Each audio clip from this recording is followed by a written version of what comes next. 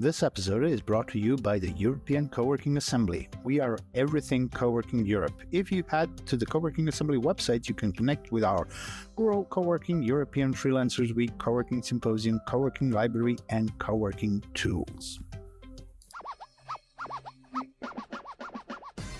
Hello, ladies and gentlemen. It is another Co-working Values podcast. I am on the edge of my seat today because on the 4th of July, we have our London Co-working Assembly event in London. I always say London too many times. And Lena, who quite a lot of you in the London community know and in the wider co-living community, bumped into a chap called Minter in the street, and suddenly we're talking about empathy and AI. And I have loads of feelings and opinions about empathy and AI, but I don't know a lot about it. And I feel a lot of people in our audience and who will be in London for that event is kind of need a touch point. And Minter and Lena are going to guide us through what's going on there. But before we get into it, let's hear from them. So Lena, what are you known for and what would you like to be known for?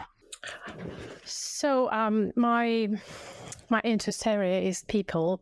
So I'm a people person, and I used to work with communities a lot and created a cultural center, and I worked in consultancy and big companies. And then finally I moved to London and started my startup called Repity that has a mission to unlock the global talent and to help people show their personality and credential their soft skills. And empathy is one of them.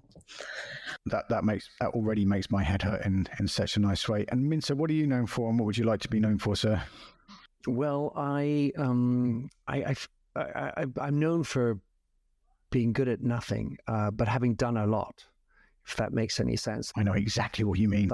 I've changed countries 15 times. I've worked in 15 different industries. I've had 15 different types of jobs, being a tennis pro, to working in a zoo, travel agency, to an investment banker, to selling shampoos. So, I mean, and an aquarium, I mean, so many other things. So that is what I'm known for. And I like to think of myself, and I want to be known as, for the future, as an itinerant bohemian who is an elevator of spirits, an elevator of the debate, and an elevator of energy in general. That elevate word has been all over where I've been today. But I won't tangent on that. So kind of this podcast is a explanation / advert for the 4th of July event in London. And we will have a reading list in the show notes because I think it's one of the most important, what would you call empathy? An attribute or a skill? Well, I think it's a skill in that it can be learned. It can be learned, but it's very difficult to teach it. So it really depends on your attitude as to how much and how well you will learn it. I think you just need to practice it, and we'll need to know the terms and then practice and observe ourselves and other people, and to reflect on people's reactions and behavior. So that's why we're doing this session. And the other thing, I haven't worked out a nice way to ask this, but like, is it another one of those words that has been, you know how marketers ruin everything? Is empathy one of those words that's been wordized by marketers? You know, because it's integral, but I think gets bounded away. What do you both think about that?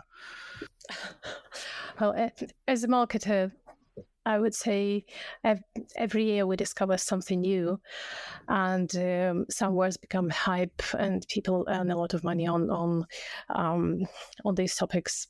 But I think empathy has been with us forever. Some people are just mixing it with sympathy, probably. Minter, what do you think? It reminds me of the value of the customer. You know, which market or which business didn't think that the customer is king? But then all of a sudden people ran away from it, and other things, other priorities, other prerogatives get in the way of actually being customer centric. And empathy, as like Lena says, has been around for a long time. My observation with regard to today's world is that in the intervening period between my first edition and the second edition of my book, there have been 300 new books with the word empathy in the title that have come out. So clearly, from a publishing standpoint, an academic standpoint, and even if you look at Google Trends, the interest in or the number of times that empathy is being Googled, it has been on the up and up. So now the question is, are we going to have empathy washing? Are we going to be overdoing it? I mean, at the end of the day, you can't really fake authenticity. And at some level, you certainly can't fake empathy. It's something that we as human beings suss out and smell in a second. What is let's start with, so if I show up on the 4th of July, what is going to happen to me? Well, I'm thinking you are going to come out of it not unchanged. Yeah, so the expectation that anyone who comes should have is to have an experience that they have not had before, and to expect that they will come out with some, through the experience, new learnings about themselves, and hopefully something useful for the work that they do from day to day. And how does the empathy and AI thing tie in together? Because that's what really got my attention when you came to me with this, Lena, is those two things. And I know, like AI, the AI conversation in the last year is what I imagine it was like when the internet landed in the 1990s. How can we even begin to approach those two topics together? So there is an argument between people who say empathy can't be replaced by AI, and others like tech founders say that AI can replace any single emotion and reaction based on the right sample of people that it is trained upon. So we'll be facing this challenge, whether empathy can be replaced by AI, or how can AI increase our empathy or identify empathy. So would like to hear different opinions. And this has turned into Bernie's empathy coaching session now. What's like the time frame on, because we hear about basically like LinkedIn is where I spend most of time, and I follow a lot of people I know, and everyone seems to be talking about some form of these two topics in some way, and but I'm never sure. Is it like this is going to happen in 2 months or a year or 5 years? So what sort of time frame should we be worrying about? And most people in the co-working assembly are some shape or form of a micro or small business owner. So that's the context of the question. So here's the deal: every business is about relationships. And within that, it's about gaining trust. And one of the ways to gain trust is to be able to listen, exchange, and underneath that, have empathy with one another. So the value in the co-working space for anyone who's interested in collaboration, it's already a sine qua non. But going further, if you're interested in innovation, if you're interested in getting in touch with your customers and engagement, if you have any challenges with engagement levels of your employees, if you actually have issues with mental health, in every situation, empathy has a role to play. And the key point for me, Bernie, is not to think that empathy is do it all the time, everywhere, all the time with everybody. However, it is a critical and great ingredient to add into the mix. And the fact is that it's a very human quality. Now with AI around, though, there's a great temptation, which is really the nature of why I wrote the book, to want to delegate empathy into AI, because I don't have the time to listen to people screaming and whining on. I don't have the patience to do that. I don't listen well, but let the AI do that. And the reality is, if you are not good at listening, if you don't have empathy, your ability to encode the machine to actually be good at empathic AI or empathic listening, highly unlikely. And besides which, even if you manage to do it well, the deception when they actually meet you will really cause thunder. I love that. There's the delegate empathy thing. It's like something out of Minority Report thing, that kind of movie. Do you want to add anything to that, Lena? I wonder whether such professions as a nurse, a community manager, or a private tutor could be replaced by AI. So there's a lot of arguments about it. And probably our mission is to prepare the right people to train the language models to react properly. And where have you got any thoughts about in the context of a co-working space and a community manager, because how that will apply? Because there's a guy called Tom who runs a space in Bath, and there's a platform called AppSumo, and about 10 years ago, and AppSumo does deals for CRM systems and WordPress things like tech and apps that you will use in your business. And about 10 years ago, Zapier, or however you want to say it, launched on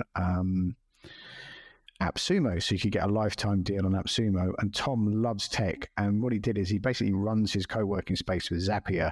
And his reason for doing that is he's using technology to automate everything he can, which means his community manager spends more and more time with the members and with the people and doing tours and everything. So the human element is, amplified. Is that the right word?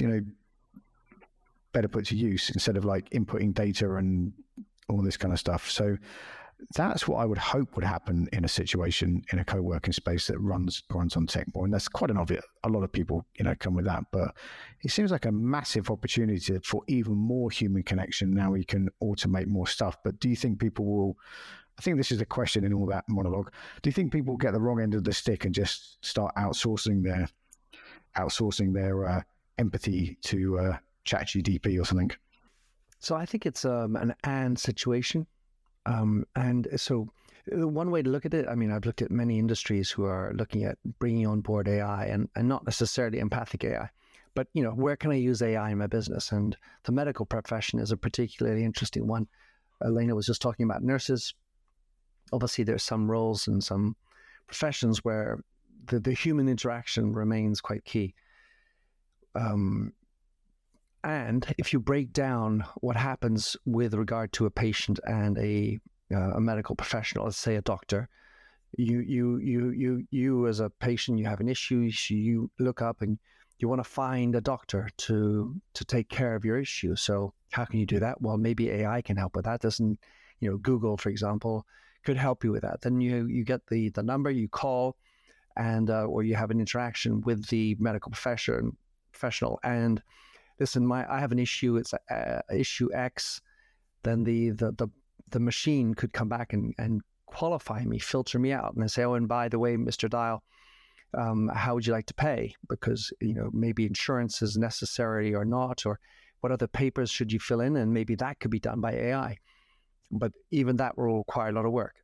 And then at some point we get to the rendezvous and the diagnostic, and maybe there's some elements that could be screened and filtered, created by AI. The point I'm getting at will be to look at the entire value chain and break off elements that can be, if you will, delegated to AI.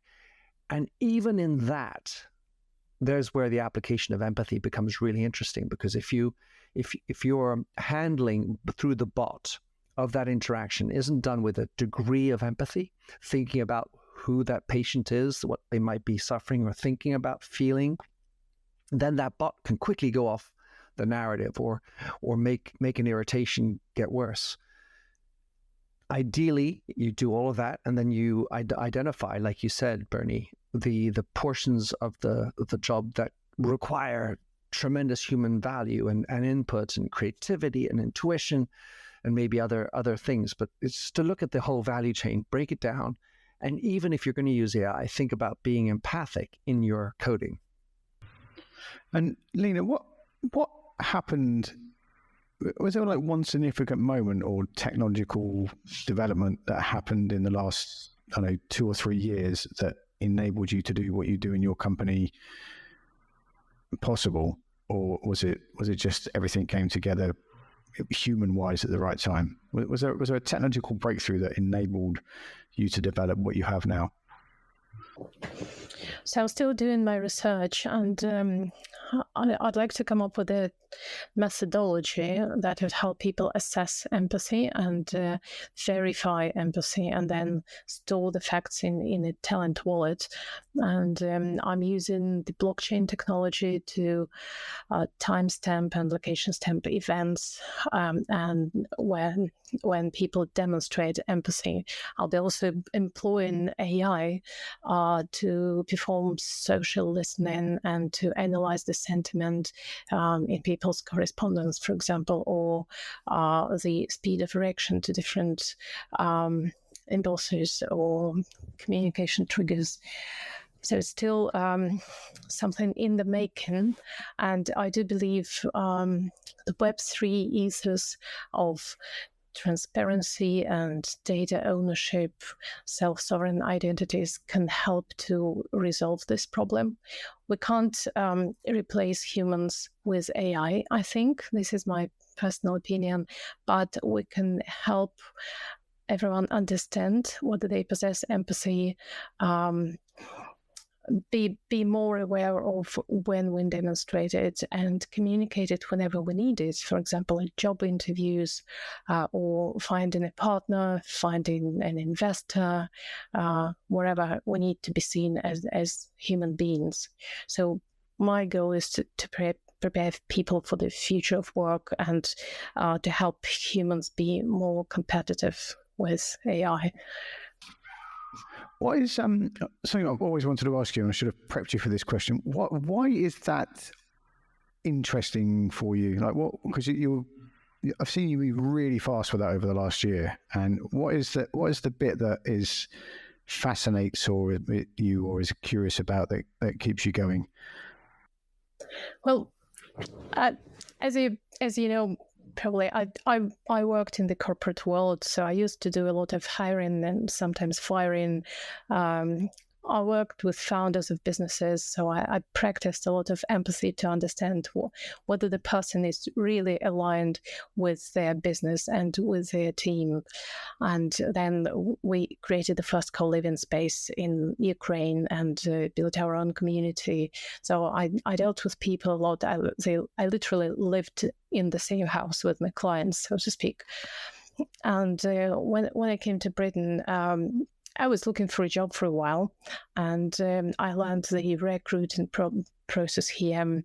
And I thought, well, there's a lot of hidden talent everywhere in the world, but some people are so introverted and also shy. They can't communicate the talent, and so the world economy and particularly employers don't get access to these talented people. So I thought this would be my mission, to help people better express themselves. So I come here in many roles. That's how it happened. And you make it look so easy. What is? We'll put a link to. I can never say it right. Can you say it so I don't hash it? Reputy. Thank you. I can't. At some point, I'm going to have to take a pronunciation course, because the Argentine side of my family still are upset with my some configurations of my words. Minter, can we end up on a cheesy future of work question? Because there's what is interesting for me, and I'm still forming the idea, hence my hesitation, is I think that the people that use co-working spaces in the next year or two will change dramatically because of AI and how we work and remote work and everything. And I know you spend a lot more time researching this type of thing than me. So what do you think is going to happen, or what's your opinion of the next 24 months? Well, so I see two big things, and I'm not sure if it's exactly specific to the population you're referring to, Bernie, but the first is a real sifting through of the challenge of remote versus in office versus hybrid work, and the reality of expectations, the reality of running business, whether or not people should be coming in or should be staying at home or should be allowed to work in a remote working space, for example, that there's going to be a whole lot of problem coming out of that. And my argument there would be that leadership needs to really think carefully about how they sort through that in terms of retaining the good talent, and empathy will be absolutely vital to that. The second facet or thing I see alarmingly coming up, and it's very, very sad, but I think I'm sort of on it as a matter of record. The level of mental health disorder is really epidemic, especially in the younger groups, and yet we're living in reasonably good times. I mean, most of the people who are declaring anxiety or depression or other issues with mental health, they're not exactly living through war like some others are. They're not exactly on the street, but they are so anxious, so worried. And when you are worried like that, it's very hard to allow for a more positive approach. You're more in your, let's say, dinosaur brain, reptilian brain, fear and flight, and it's not as constructive for society. So I think there's a need for people to know why they're working, to feel attached to it, to feel that it's meaningful, it's doing something useful, not just making money and paying the rent.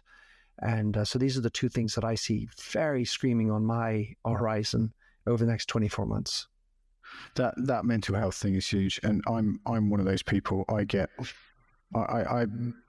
wonder. I do go, why am I anxious? Because I am definitely anxious, and what have I got to worry about? And I still worry, and I'm not even trying to be flippant. It's like, what is that about? And it's not like mental health is the thing we all talk about nowadays, but there are people who are definitely in that place you identified, and then there's people we all know who are do have something huge to worry about.